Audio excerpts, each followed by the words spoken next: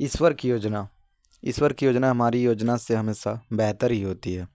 Life में कभी कभी ऐसा होता है कि जो हमें चाहिए, जिसका हम बहुत समय से इंतज़ार कर रहे होते हैं, वो हमें मिल तो जाता है, लेकिन कुछ ही पल में हमसे वो वापस भी चला जाता है। ऐसी स्थिति में हम ईश्वर को कोसने लगते हैं।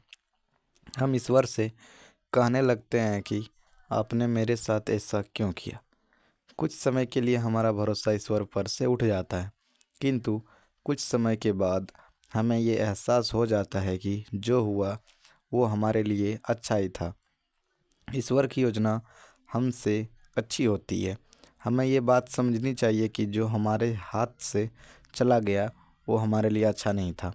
ईश्वर ने जो कुछ भी किया वो सोच समझ कर ही किया होगा। जैसे मान लेते हैं एक कहानी के माध्यम से, एक छोटा सा बच्चा जो कि 2 साल का है, वो खेल रहा था। खेलते खेलते उसके हाथ में चूहे मारने की दवाई आ जाती है। बच्चा नादान था, वो नहीं जानता था कि ये चूहे मारने की दवाई है। वो तो इस दवाई को चॉकलेट समझकर खुश हो रहा था। वो इसे खाने ही वाला था कि उसकी माँ का ध्यान उस पे गया। माँ ने तुरंत बच्चे के हाथ से वो चूहे मारने की दवाई छीन ली। बच्चा ज़ोर ज़ोर से रोने लगा।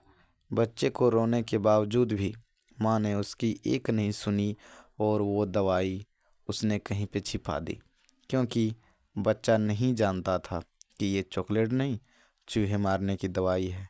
पर माँ तो जानती थी कि ये चूहे मारने की दवाई है और ये मेरे बेटे के लिए सही नहीं है। बच्चे को कुछ पल की खुशी देने के लिए माँ उसे वे दवाई नहीं दे सकती थी, क्योंकि वो उसके लिए हानिकारक थी। वैसे ही जब हमारी ज़िंदगी में कुछ हमें ऐसा मिल जाते जो हमें कुछ पल की खुशी दे, फिर वो वापस चला जाए, तो हमें निराश नहीं होना चाहिए।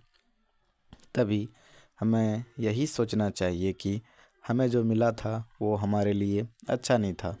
इस चूहे मारने की दवाई जैसे ही था, जैसे माँ ने बच्चे के हाथ में से इस चूहे मारने की दवाई को ले लिया, वैसे ईश्वर ने हमारे हाथ में से वो ले लिया, क्योंकि वो हमारे लिए अच्छा नहीं था। कभी कभी हमें सही और गलत का फ़र्क इस नादान बच्चे की तरह पता नहीं चलता, पर जैसे माँ को तो पता था, वैसे ईश्वर को सब पता होता है। इसीलिए हमें ईश्वर की योजना पर भरोसा रख के हमारे साथ जो हुआ वही हमारे लिए बेहतर था, ऐसा सोचना चाहिए हमें।